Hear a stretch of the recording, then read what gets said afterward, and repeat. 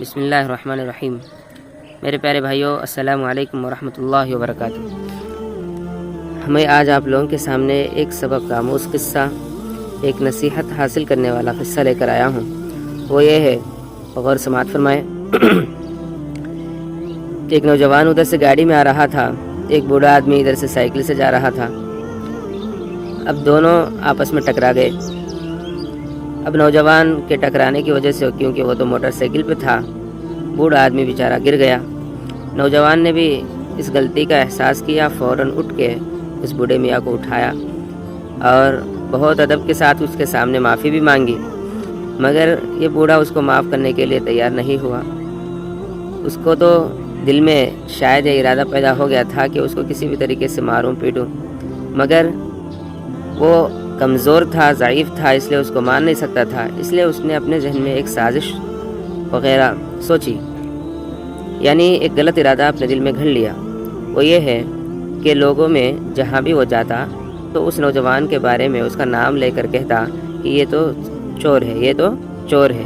تو اس طریقے سے چور چور چور کہہ کر اس کی اتنی بدنامی کرا دیا کہ لوگ اس کو پکڑ کر بادشاہ کے پاس پہنچا دیے اور جیل کروا دیے۔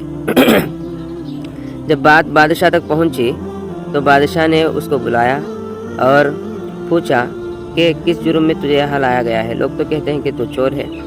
جب اس کے بارے میں انکوائری کی گئی اور تحقیق کرایا گیا تو معلوم ہوا کہ وہ تو کوئی چور نہیں تھا، وہ تو سادہ سیدھا اچھا آدمی تھا۔ پھر کیوں جیل کروا دیا گیا؟ اس سے پوچھا گیا تو جو بھی واقعہ ہوا، اس طرح بوڑھے سے اسے ٹکرا گیا تو بوڑھے نے شاید میرے اوپر کچھ دشمنی پالی، تو اس لیے مجھے اندر جیل کروا دیا، میرے اوپر غلط الزامات لگائے۔ تو بادشاہ نے بوڑھے کو بلایا، پھر بوڑھے سے پوچھا کیا یہ واقعی چوری کیا تھا؟ تو نے دیکھا تھا؟ نہیں۔ پھر کیوں اس طرح اس کے اوپر غلط الزامات وغیرہ لگا کر کیوں اس کو اندر کروایا؟ تو وہ جو بات اس کے دل میں تھی وہ بتا دیا۔ میں تو اس کے اوپر اتنا غصے میں تھا کہ اس کو ماروں، مگر میں کیونکہ ضعیف تھا، کمزور تھا، اس کو مار نہیں سکتا تھا، تو اس لیے میں سوچا کہ اس کو کسی بھی طریقے سے اس کا بدلہ لینا ہے۔ تو اس طریقے سے میں نے اپنے ذہن میں سازش سوچی، پلاننگ بنایا اور میں اپنے پلاننگ میں کامیاب ہو گیا۔ تو بہرحال بادشاہ نے یہ ساری باتیں سن کر اس کے بارے میں بھی ایک پلان بنایا۔ ٹھیک ہے، تو اس کے بارے میں پلان بنا کر اس نوجوان کو بیچارے کو بدنام کیا، تو ٹھیک ہے، میں بھی تمہارے لیے ایک تجویز سوچا ہوں۔ وہ یہ ہے کہ تم جاؤ، ایک جگہ بیٹھو، کیا کیا الزامات تو نے اس نوجوان پر لگایا تھا وہ سارے الزامات ایک کاغذ میں لکھ کر میرے پاس لے آؤ۔ بہرحال بادشاہ کے حکم پر وہ چلا گیا اور جو کچھ لکھنا تھا سب کچھ لکھ کر بادشاہ کے پاس لے کر آیا۔ اور جب بادشاہ اس کے پاس جب چٹھی پہنچی تو وہ پڑھا اور پڑھ کے پھر بوڑھے کو دے دیا کہ اس کو پھاڑو، پورا پھاڑ کر گلی کے اطراف میں ہر کونے میں ایک ایک کاغذ کے ٹکڑے کو پھینک کر آؤ۔ بہرحال یہ بوڑھا آدمی گیا، ایک کاغذ کے ٹکڑے کو ہر جگہ وہاں تھوڑا پھینک کر چلا گیا۔ پھر جب بادشاہ کے پاس آیا تو پھر بادشاہ نے کہا پھر جاؤ، جہاں جہاں پھینکا تھا وہاں سے چن کر لے آؤ، ایک کاغذ کا پرزہ بھی باقی نہ رہ پائے، یعنی مکمل کاغذ کے ٹکڑے ہم کو چاہیے۔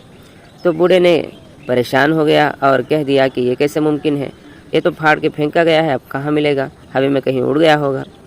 تو بادشاہ نے ڈانٹ کر غصے سے کہا اس بوڑھے میاں کو، جب تو یہ نہیں کر پاتا کہ وہ پرزے وغیرہ کہاں ہیں چن کر نہیں لا سکتا، تو نے بغیر تحقیق کے بغیر دیکھے اس بیچارے نوجوان کے اوپر کیوں الزامات لگا دیے؟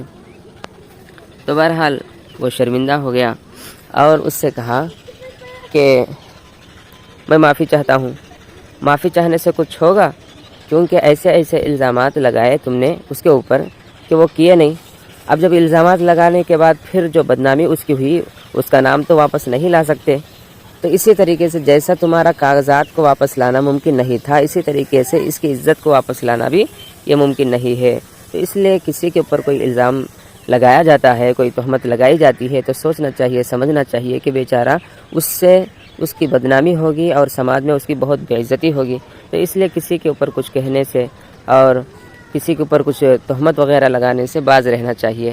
اس بوڑھے اور نوجوان کے قصے سے ہم سب کے لیے ایک بہترین سبق یہ مل گیا کہ میرے بھائیوں، کسی کے اوپر کچھ کہنے سے پہلے سوچ لینا چاہیے۔ جیسے ہماری زندگی ہے، جیسے ہماری عزت ہے، آگے والے کی بھی، سامنے والے کی بھی عزت ہے، اس کی عزت بھی بچانا ہمارے لیے فرض بنتا ہے۔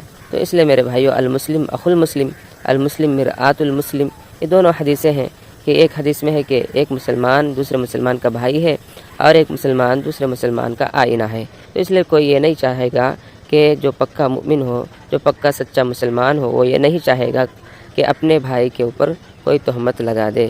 اللہ ہم سب کو ان باتوں پر عمل کی توفیق نصیب فرمائے۔ السلام علیکم ورحمۃ اللہ وبرکاتہ۔